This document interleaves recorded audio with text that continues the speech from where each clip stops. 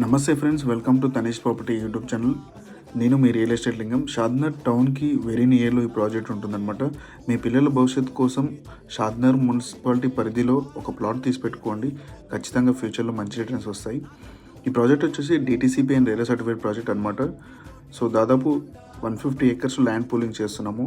ప్రస్తుతానికి ఫేజ్ 5 వర్కింగ్లో ఉంది.